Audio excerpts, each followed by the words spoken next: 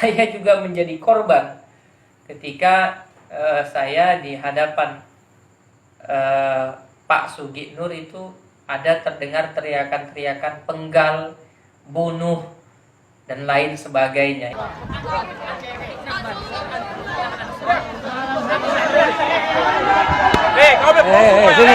Sini. Saudara, mas. Diam. Jangan. Bawa sini. Bawa sini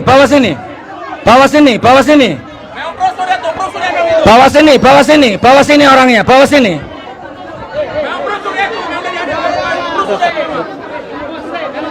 Bawa sini. Sini.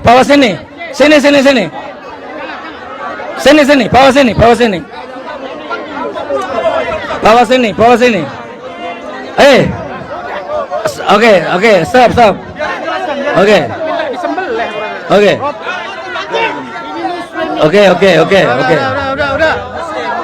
Biar jelaskan. Kalau saya lihat dari matanya antum emosi. Saya emosi. Dengar dulu. Oh ya sudah, baik. Kau bikin emosi. Udah. Ya sudah, nggak apa-apa. Biar dijelaskan. Nggak apa-apa. Biar dijelaskan. Jangan pergi, dijelaskan dulu. Udah boleh saya nanya? Tenang. Ya sudah, Mas. Perhatikan satu, langsung tanya. Apa tanyanya? Langsung tanya terus. Saya minta kaidah usul fikih dari para ulama. Kaidah mana yang menyalahkan istilah Islam Nusantara? Udah, cuman itu. Udah. Udah, sana bergerak. Sana. Nggak apa-apa. Udah, biar sakit. Udah, sana. Biar yang lain bisa nengok. Dua orang udah. Bosan sembelih nanti lama-lama. Jangan pergi biar didengar. Udah, deh. Nyaman. Netral.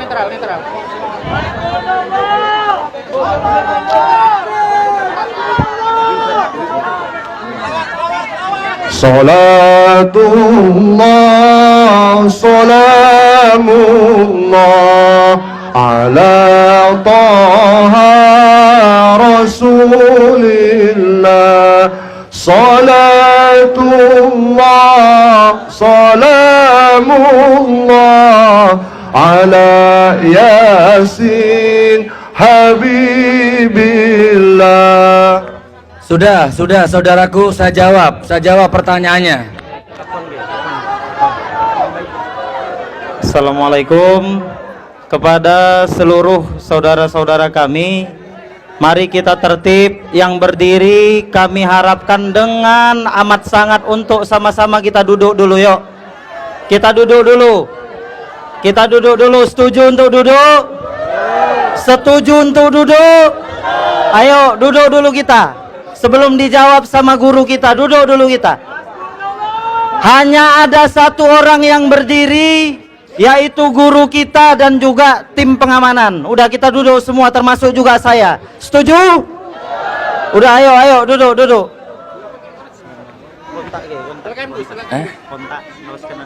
Oh iya.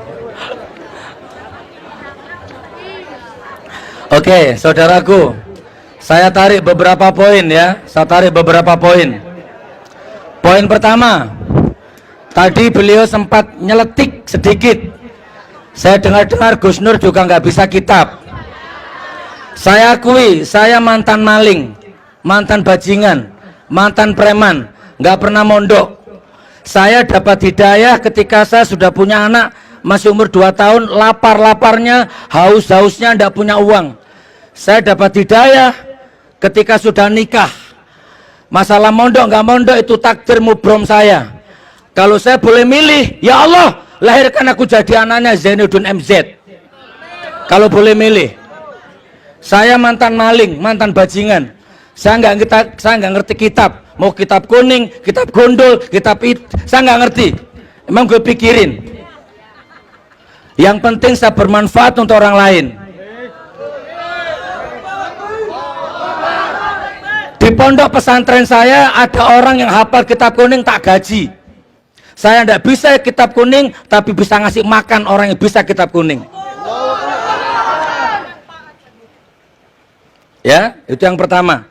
Saya tidak pernah mondok. Dan ini bukan saya sembunyikan. Semua buku saya, semua YouTube saya sudah ini maling, ini mantan maling. Sudah, mau apa? Kalau nggak terima protes sama Allah sana.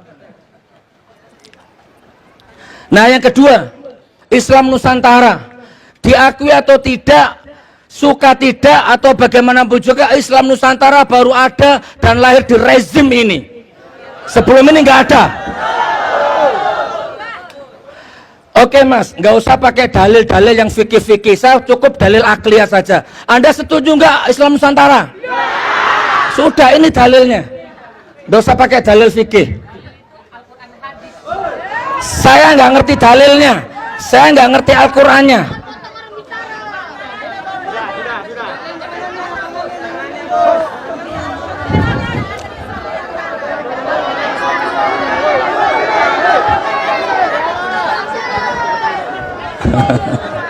Sudah. Ayo. Sabar.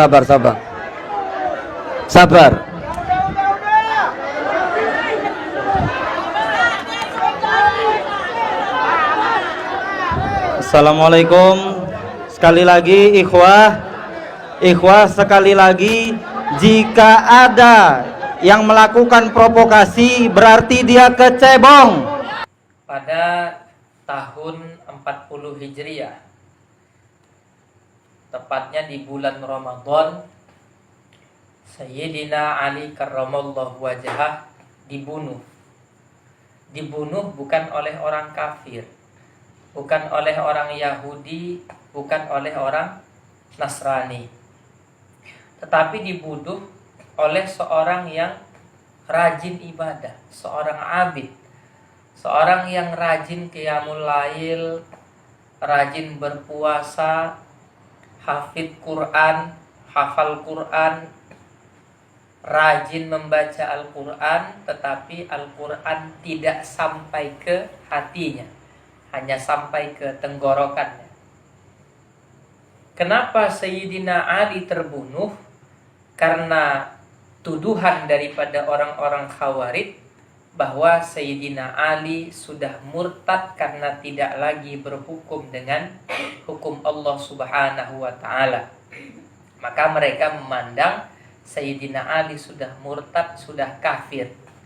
Jadi karena adanya berita hoax bahwa Sayyidina Ali itu PKI, karena tidak lagi berhukum dengan hukum Allah, mempergunakan demokrasi, mempergunakan musyawarah.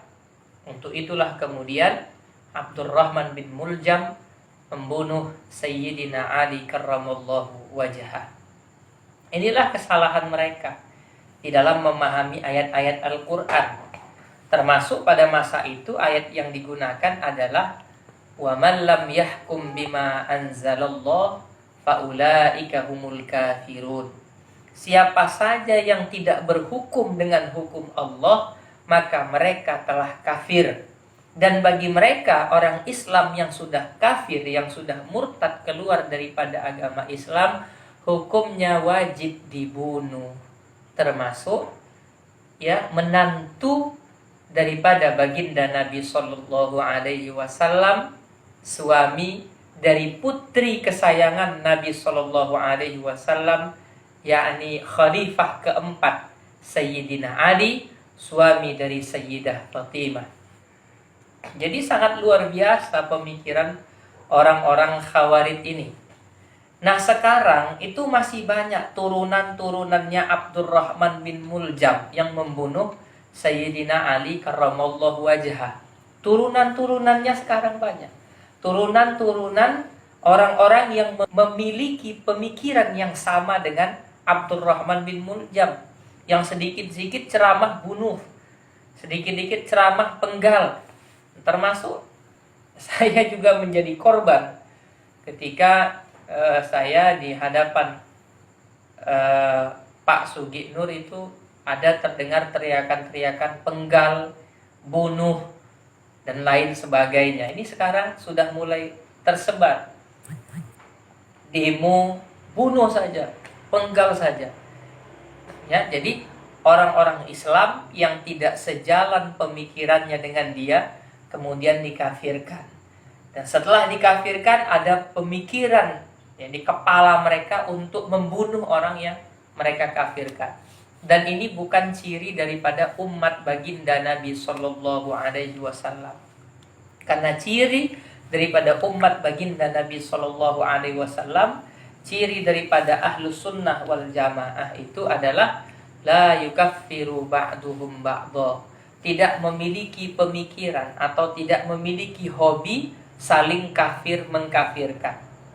Jadi walaupun terjadi perbedaan, tidak kemudian saya mengkafirkan si fulan yang agamanya masih Islam, atau si fulan mengkafirkan saya, tidak memiliki pemikiran seperti itu. Ini ciri-ciri daripada ahlus sunnah wal jamaah.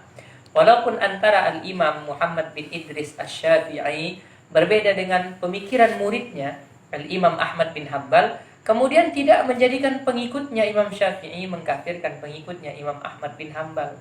Atau ada perbedaan antara Imam Syafi'i dengan gurunya Imam Malik, tidak kemudian memiliki pemikiran saling mengkafirkan antara murid Imam Syafi'i mengkafirkan murid Imam Malik, atau murid Imam Malik mengkafirkan muridnya Imam Asy-Syafi'i. Inilah ahlus sunnah wal jamaah, atau wajahnya ahlus sunnah wal jamaah. Karena kalau kita pikir-pikir ya, Sayyidina Ali itu dinikahkan dengan orang yang paling disayang oleh baginda Nabi, putri kesayangannya baginda Nabi. Terlebih-lebih Sayyidina Ali itu orang yang dipuji oleh baginda Nabi Shallallahu Alaihi Wasallam, orang yang sangat cerdas dan orang yang pertama kali masuk Islam dari kalangan pemuda, itu Sayyidina Ali bin Abi Thalib. Tidak akan mungkin orang yang seperti ini kemudian dipilih Rasulullah menjadi menantunya Rasulullah Shallallahu Alaihi Wasallam. Kalau kemudian dia melanggar perintah Rasulullah atau melanggar perintah Allah Subhanahu Wa Taala, seolah-olah Khawarij ini, si Abdurrahman bin Muljam ini lebih paham hukum Allah daripada Sayyidina Ali, orang yang cerdas ini. Maka heran kita. Nah, hari ini luar biasa orang sikap saling mengkafirkan itu sekarang sudah mulai merebak.